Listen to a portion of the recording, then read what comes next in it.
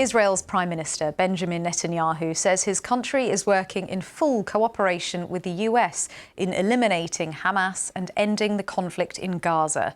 He was speaking after meeting the US Secretary of State in what is Marco Rubio's first visit to the Middle East since his appointment. Secretary Rubio said the two countries shared a common position on Gaza as he reiterated President Trump's plan for the future of the region.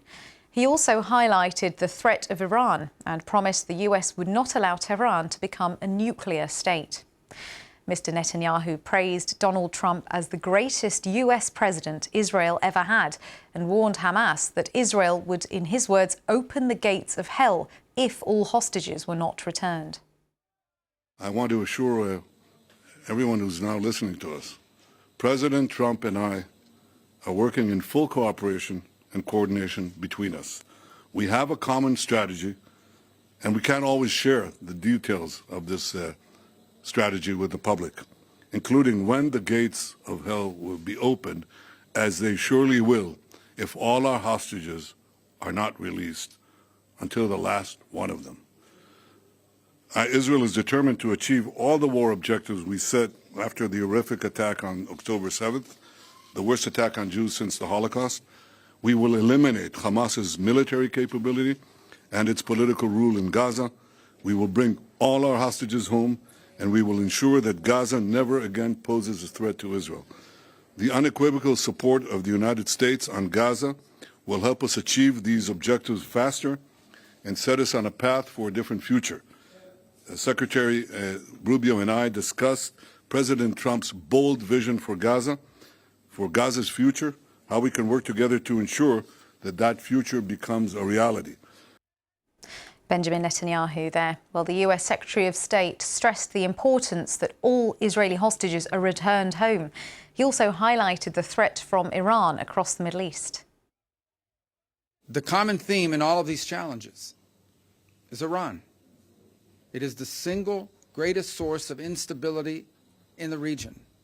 Behind every terrorist group, behind every act of violence, behind every destabilizing activity, behind everything that threatens peace and stability for the millions of people who call this region home, is Iran. And by Iran, I mean the Ayatollahs. By Iran, I mean its regime. A regime who, by the way, its people don't support.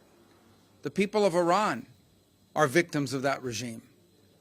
And so I think it's important to constantly point that whether we talk about Hamas or we talk about Hezbollah or we talk about violence in the West Bank or we talk about destabilization in Syria or we talk about any of these issues, the militias in Iraq, they all have behind them one common theme: Iran.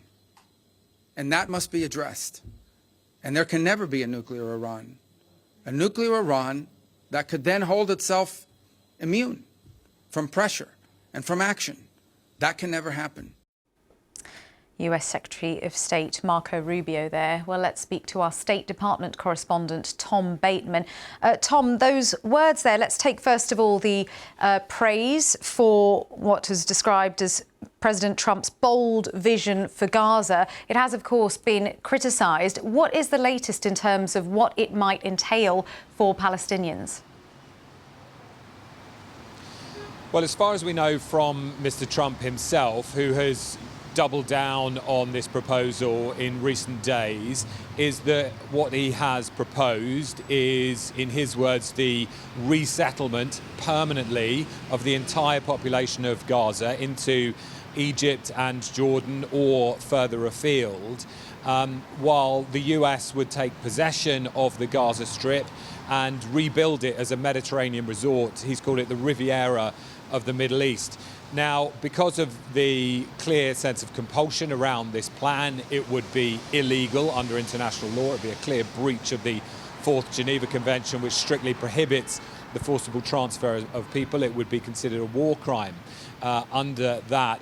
And, nevertheless, we've heard Mr. Trump reiterate it.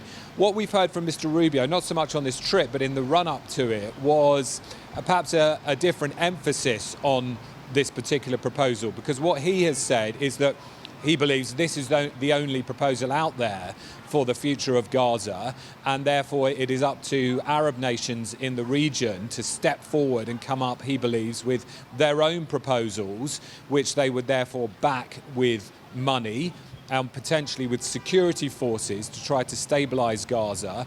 And so I think what Mr. Rubio is trying to suggest is that this is some sort of maximalist negotiating position to try and push neighbouring Arab countries to come up with an alternative plan for the future governance of Gaza.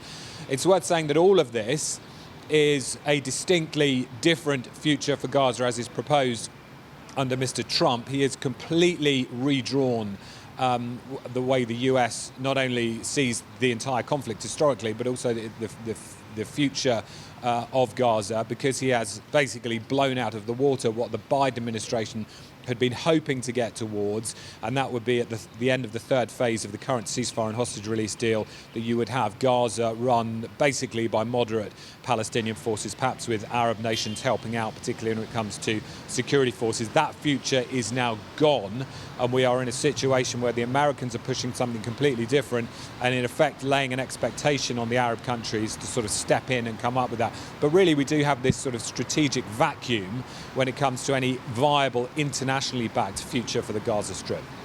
Tom Bateman, our State Department correspondent, thank you.